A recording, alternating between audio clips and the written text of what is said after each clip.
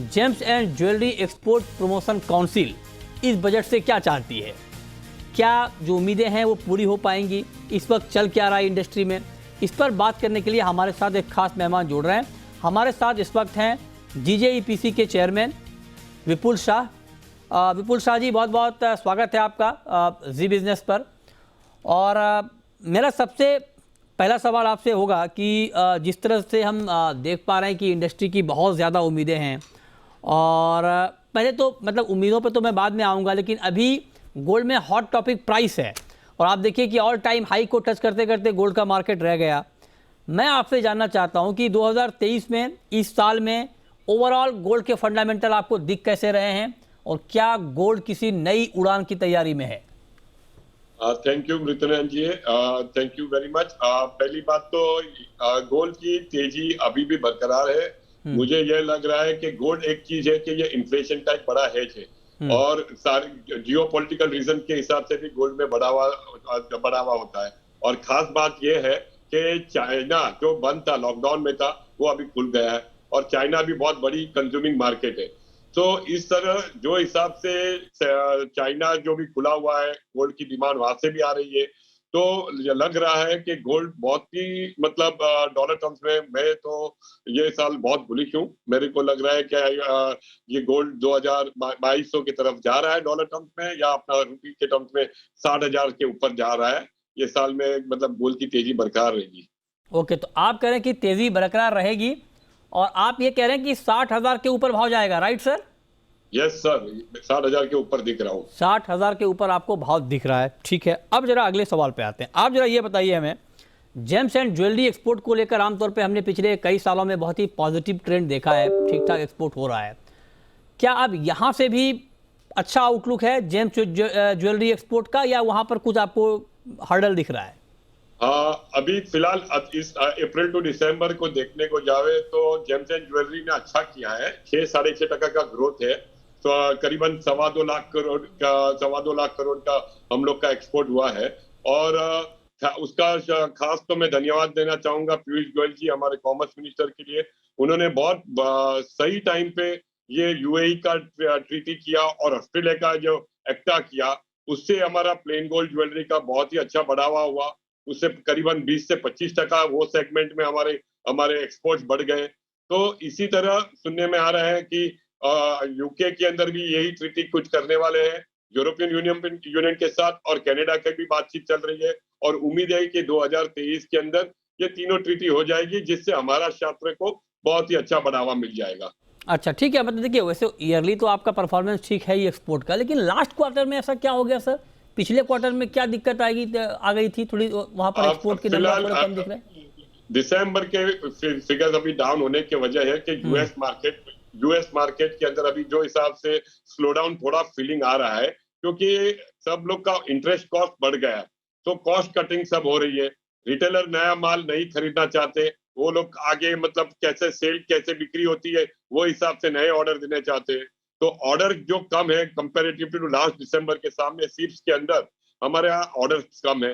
तो अभी चाइना अभी इधर उनके चाइनीज न्यू ईयर के बाद उम्मीद है कि डिमांड वहां से उगड़ेगी, और डिमांड खुलने पे मतलब ये अपने लिए अच्छा रहेगा कि एक्सपोर्ट वहां से भी वहां पे बढ़ावा होगा। और दूसरा प्रॉब्लम है रशिया को और यूक्रेन के वॉर को लेके, सप्लाई का भाई बहुत बड़ा कंस्ट्रेंट आ रहा है वहां पे। तो उम्मीद है कि वहां पे भी कोई रास्ता निकल सकता है। तो सिचुएशन ऐसी है कि ये क्वार्टर बहुत चैलेंजिंग रहेगा, और हम लोग उम्मीद रख रहे हैं कि ये क्वार्टर हम लोग के लिए मतलब हमारा एक्सपोर्ट का जो हमको टारगेट दिया गया हुआ है वो हम लोग हासिल कर सकें। अच्छा, ठीक है। लेकिन अब आते हैं बजट पे, और 1 फरवरी को बजट पेश हो रहा है, तो आप लोगों की क्या उम्मीदें हैं? मतलब आप लोगों ने क्या डिमांड की है सरकार से आपकी अपनी इंडस्ट्री के लिए? हमने सबसे पहले तो ये गोल्ड और सिल्वर की जो ड्यूटी है उसको 4% पे लाने की हम लोग ने उनको प्रस्ताव रखा हुआ है। हर एक साल का ये हमारा डिमांड है। आप भी जानते हो, सब लोग जानते हैं कि गोल्ड के इतना बड़ा ड्यूटी से आज क्या हो रहा है कि मतलब इरेगुलर मतलब ये सब इलीगल स्मगलिंग और वो लोग को हम बढ़ावा देते हैं, जो हम नहीं चाहते। और इस अगर ड्यूटी कम आ जाता है तो इस शास्त्र में एक्सपोर्ट को भी अच्छा बढ़ावा देगा और एक धंधा एक अच्छा तरह से अच्छा लेजिटिमेट होगा। तो सरकार को ये बहुत समझने में आ रही है, लेकिन सरकार की भी खुद उनकी भी समस्या है करंट अकाउंट डेफिसिट को लेके। हाँ। तो वो लोग देख रहे हैं कि इसमें क्या हो सकता है, तो उम्मीद है कि वहां पे वो नीचे आवे। दूसरा हम लोग ने उम्मीद है कि ड्यूटी के लिए वो लोग कुछ सरकार देखेगी। और साथ में दूसरा हमने ये प्रस्ताव रखा है रिपेयर ज्वेलरी पॉलिसी, हमारे ज्वेलरी फिनिश ज्वेलरी जो हम लोग एक्सपोर्ट करते हैं। तो आज इतना बड़ा इंडस्ट्री है जो चाइना यूएस करीबन उसका रिपेयर का मतलब ऑलमोस्ट $5 बिलियन का मार्केट है, तो 30% तो उसका शेयर यूएस का है। तो हम लोग ये रिपेयर पॉलिसी में देखते हैं तो आज हिंदुस्तान रिपेयर पॉलिसी का हब बन सकता है। टर्की और दूसरे क्षेत्र से सारा धंधा हिंदुस्तान लग सकता है, हमारा हम लोग का एम्प्लॉयमेंट बढ़ सकता है। तो सरकार ये बात से भी सहमत है और उम्मीद है कि ये रिपेयर पॉलिसी में देख के सरकार इसके लिए भी मतलब हमने जो प्रस्ताव रखा है कि सर ये तो ठीक बात है, प्रस्ताव तो आपकी तरफ से बहुत आए हैं सर और आते भी रहेंगे, लेकिन आप जरा बताइए कि 15% की इम्पोर्ट ड्यूटी है अभी और आप कह रहे हैं कि 4% ड्यूटी हो जाए, है ना?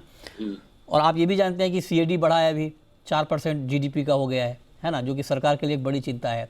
तो ये प्रैक्टिकल डिमांड है क्या? इतनी बड़ी कटौती 11% की हो सकती है क्या सर? नहीं, तो आज सरकार को जो 10% पे थी और 10 से सीधा 15 और सरचार्ज चढ़ा के ये लेके गई, तो नॉर्मली आज सरकार का ऐसा भी नहीं है कि रेवेन्यू बढ़ता है तो सामने सोने का भाव भी बढ़ ही रहा है, कंजम्पशन तो हो ही रहा है। तो उससे तो अच्छा है कि देश में कंजम्पशन होने से ज्यादातर ये एक्सपोर्ट के लिए भी अच्छा हो जाए, सारे दूसरे देशों को भी हम लोग कॉम्पीट कर सके, वो भी इम्पोर्टेंट है।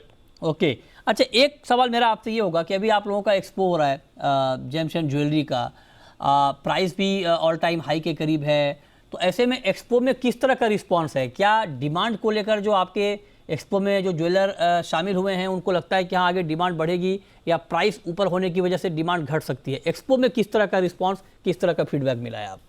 एक्सपोर्ट में फीडबैक जैसे कोई भी चीज वॉलेटिलिटी होती है, आज गोल्ड सोने का भाव बहुत तेजी से ऊपर है और भी ऊपर दिख रहा है।